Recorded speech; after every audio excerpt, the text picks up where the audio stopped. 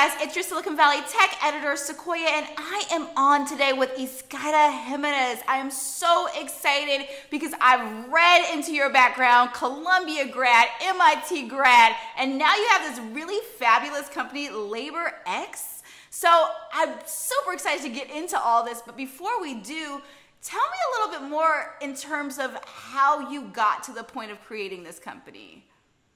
Sure. So I am an immigrant who grew up in the Bronx, going to public schools there. And, the idea for this business was very personal. My oldest brother came to this country when he was 17. He was an honors student and had 3 months left to graduate. He got to, the public school in the Bronx, and he was left back to the 9th grade, not to the 11th, not to the 10th, to the 9th grade. And that, for him, doing high school all over just didn't make sense. He needed to learn English. Wow. He didn't need to learn biology or physics or, algebra. And so that started a vicious cycle for him of unemployment and underemployment. Meanwhile, I came here really young. I went through the school system, and I was really lucky. I ended up at schools like Columbia, like MIT, and saw that, the difference between me and my brother were not very much. We grew up in the same household. We were both immigrants. I just happened to come here at an earlier age, learned English, and was able to navigate the traditional pathway.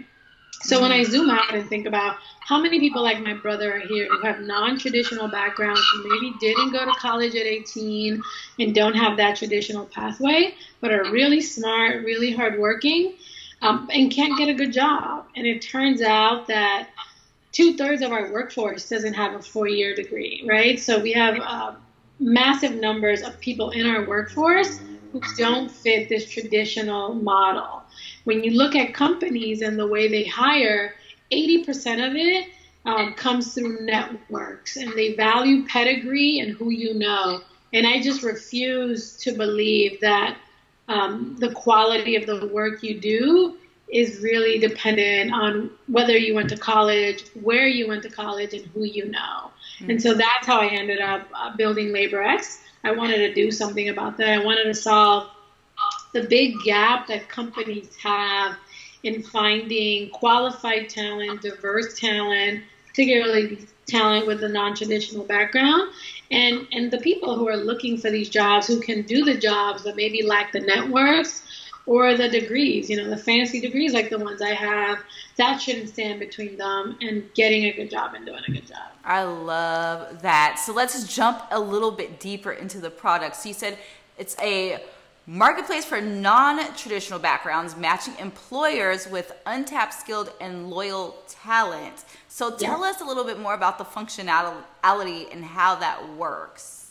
Yeah, so our model is to find the best candidates who are going through the best training programs, right? So you have the traditional university system is not serving most people in the workforce. It's expensive, and even people who manage to graduate college many times don't have the skills they need to get the job they want. So what do? A lot of them end up going to boot camps, to training programs, and these programs are shorter, cheaper, and more accessible.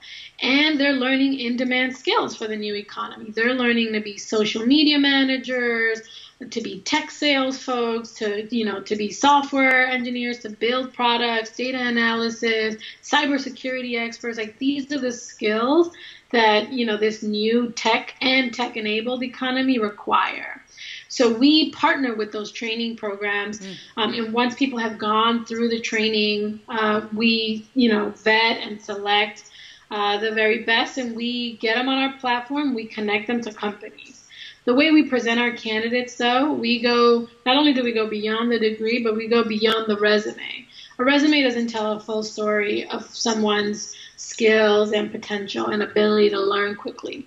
So we have people create e-portfolios where they can show work samples, video resumes to talk more about their story and themselves, and to assess, to basically upload their skills and tools that they master, so that companies, if they're looking to hire in a less biased way, can say, first, is this person a technical skill match? Can they do the job? And that should be the first question that any employer should be asking. Right. Not who knows them, not who recommended them. Can they do the job? And if they can do the job, then from there they can figure out, does this person learn quickly and will they be able to add value to this company? And lastly, can this person add to our culture? We also reject the notion of culture fit. You know, it's something companies really love to tout. But in a country where our demographics are so varied and so diverse, you're going to be building products for, you know, by 2040, you're going to have a population that's majority minority.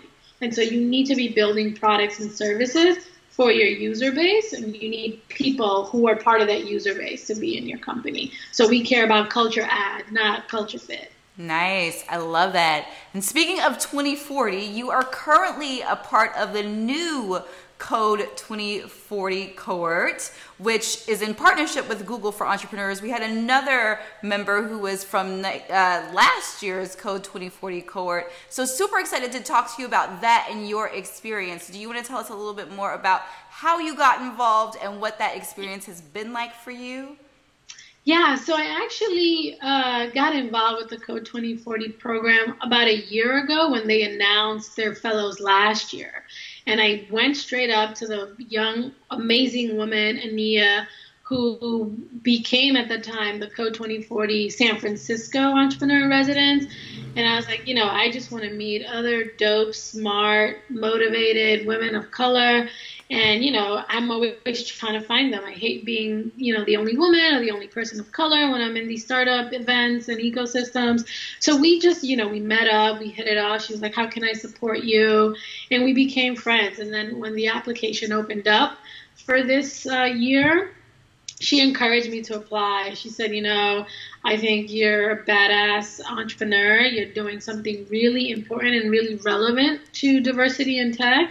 And I think you'd be perfect. So I took her advice, I applied, and here I am. Nice. And what has that experience been like for you so far?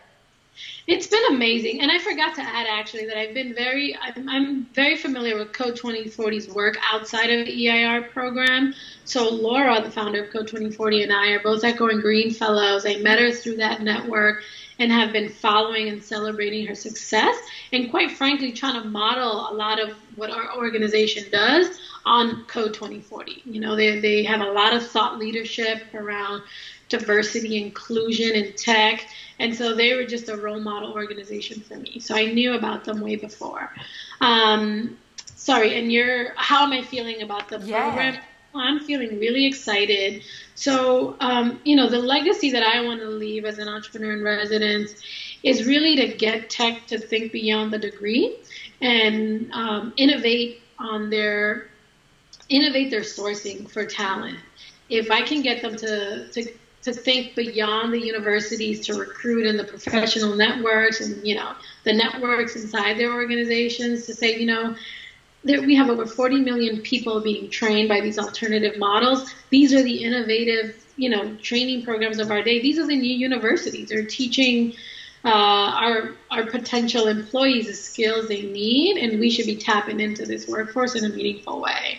So that's what I'm really excited about. I'm planning an event called Beyond the Degree, where I'm going to convene you know, graduates of all these different amazing programs like Year Up, Udacity, Learner's Guild, Nice. Altair. These are all amazing tech boot camps and sales boot camps and training programs, and bring the hiring ecosystem so they can not only meet and see how amazing these candidates are, but actually to talk about the challenges and the opportunities with sourcing this talent, right? So everyone says, oh, you know, the pipeline's not there. We're like, nope, that's a myth. Look at the pipeline right here in your face.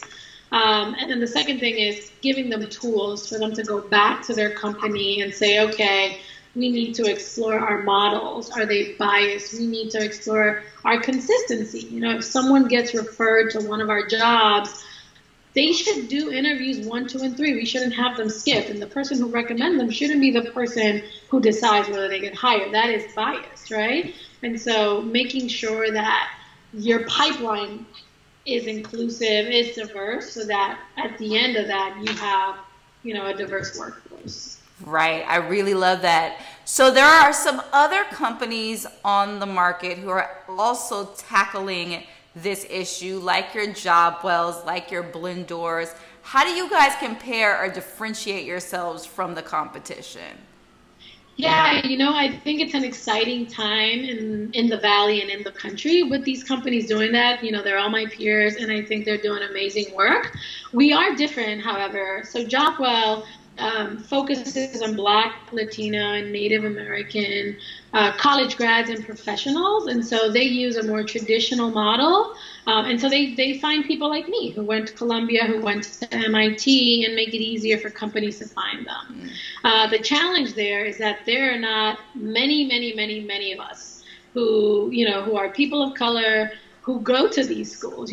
Getting into these schools is a massive challenge and undertaking and requires a lot of privilege, a lot of luck, and a lot of preparation. And so we're seeing, the trends of the workforce are actually that most people are not coming through universities and have degrees. So we need to innovate the way we train and the way, we source and hire them. And that's where we come in. So we're bringing a market that's, the non-traditional candidates who are coming from these programs, and it's a way bigger marketplace. In Jobwell, I know that they are not necessarily sourcing anymore. They're helping companies figure out where the bias exists in their existing pool of candidates or in their pipeline. And so actually, I just got an email from them about potentially partnering. Nice. I see all of these efforts as complementary efforts. We're not really in direct competition with any of them. We're bringing a different talent pool to the marketplace, and we partner with people like Blendor to not only help bring more diverse talent, but also with their tools help companies figure out where the bias is in their process. Very nice. So where are you in that process? How long have you guys been launched? What type of traction are you seeing? And are you seeing those type of results that you're aiming for? Sure. So we're a little bit under a year and a half old. We've been in beta for a few months. So we have about 70 companies who have signed up to our platform, actively, sourcing. We've sent candidates to interview at companies like Facebook, Amazon, Square, Salesforce. And so we're seeing, we're early, but we're seeing the traction that we want to see. And one of the most exciting things that we are working on right now is on a partnership with the City of San Francisco Workforce Development Board. And so the City of San Francisco supports over 6,000 job seekers, over 40 training programs, and over 1,000 companies. And so they reached out to us to be the platform that kind of matches all that together, so that all their employer partners can come and source, the talent that they support and kind of track all that. So that's something really exciting that we have in the works, and we're looking forward to launching really soon. Very nice. So where do you see this company in the next 5 years? In the next 5 years, I not only see us bringing in a meaningful way this 2/3 of the workforce that's traditionally ignored by not only tech companies, but companies who are building our future. So not only do we get them in a meaningful way into these jobs and on the radar of these companies, but I think we can also really disrupt the way all hiring is done, right? So one, that it's more merit-based and less biased, and it's based on what you can do and what you can add to a company, and not, who and whether you went to a fancy school. I think that's the real measure of the impact that we're trying to have. Beautiful. Well, thank you so much. We're super excited to see where this goes. I think it's going to be monumental in terms of creating that pipeline, because like you've said, people are saying, oh, we can't find them. We can't find them. They're there. There's so much talent in the workforce. So we look forward to supporting your company, LaborX, and we so appreciate your time today. Thank you so much, Sequoia. I really enjoy you spending time and, sharing our vision, and really just thank you for giving us the opportunity to share. Absolutely. More. And if somebody's interested in the company, how do they gain access to it? Sure. So they can laborx.co, so short for co, not .com, or they can email me at yscaira@laborx.co. Happy to engage with anyone who wants to join this movement to really radicalize our workforce and make it more inclusive. Beautiful.